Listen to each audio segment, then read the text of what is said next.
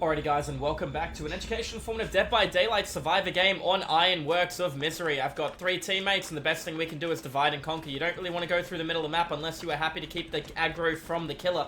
We need to know who the killer is before we're actually wanting to keep the aggro, and it looks like we are versing a shape, also referred to as Eminem, also referred to as Michael Myers. We know where he is. He would have got a little bit of stalk off of me, not too much, and it looks like he's rotating away.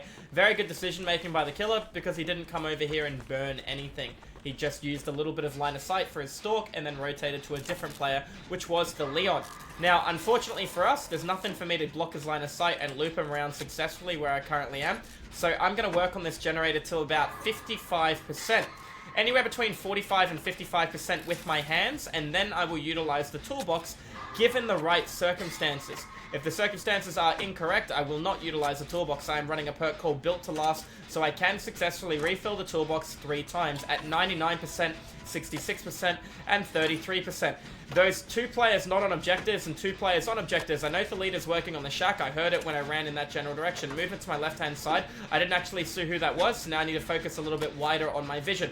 I know the killer can't get behind me, based on the fact that the killer can't teleport or get around the board, so the killer should be within proximity of the direction that I'm currently looking. Generator's over the mark that I wanted it to get to, so now we're going to turn over to the toolbox. That comes down to I don't want to waste my toolbox and have my toolbox can be consumed by pain res. Pop goes the weasel. These kind of perks. Now we're going to have to use line of sight as long as we can. He's going to kick that gen. I'm going to play straight to the objective at the shack. Sounds like the shack gen is nowhere near done. He is right there. Here he comes. I'm going to leave nice and early. She can play the sidewall if she wants to play the sidewall. He's going to kick the gen first. Let's play wide and far. Happy to leave him a trail of scratches or a breadcrumbs if he wants to follow.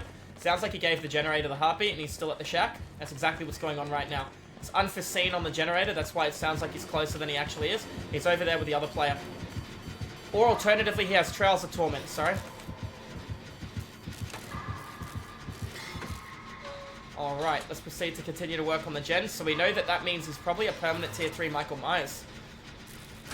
Movement on my left. I will greed for the generator, even if he gets a hit in my back.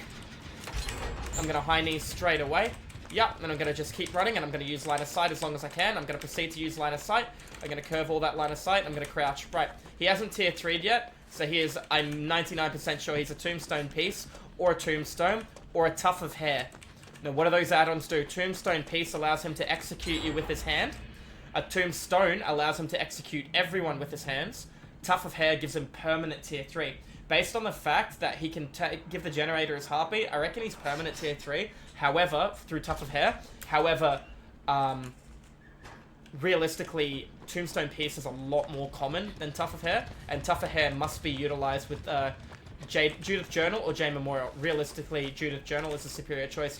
I am going to activate Drama the second I get an option. And the reason I'm going to is because I have a chance of getting hit with exposure. Why is Leon running? What did Leon see that I did not see? Leon's literally running and leaving right now, which makes me a little intimidated. Team is doing an immense amount of split. Michael not doing many chases, so we know that we got something spooky coming for the late game. I'm actually going to hold Drama because I'm the only one on the final generator, and I have a feeling there he is. Alright, I reckon this is a tombstone or a tombstone piece. I'm not sure. What I am sure of is he needs to... I reckon it's a tombstone based on the fact that... Oh, sorry, I reckon it's a Tuft of Hair based on the direction that he chose to break the pallet. I'm going to come up the hill, but it's okay. I'm going to utilize line of sight here. And I'm going to play to the medium vault. Wait for him to try and cut me off. He didn't play to the window, which is nice. Use line of sight a little bit longer. Wait. Use line of sight. He could mind game me here. There is a chance. Looks like he instantly let go of chase. Now I did it. Oh, no, he didn't. He's going to come back for me. I need to run right across the board. I'm in an awkward area where he can mind game me through line of sight and hiding. So, let's keep utilizing space, distance. I have a really bad window to play around here. But, unfortunately, sometimes you have to play in the situation you're given. My situation is I've got a bad loop. Now, let's move at an angle, and depending on his movement, we'll play to the other window. Looks like it might be a bamboozled Michael. I'm going to keep running, I'm going to wait here for a second. He mind gamed, I'm going to quickly use that. Looks like he lost his tombstone, which is nice for us. He's trying so hard to get it back.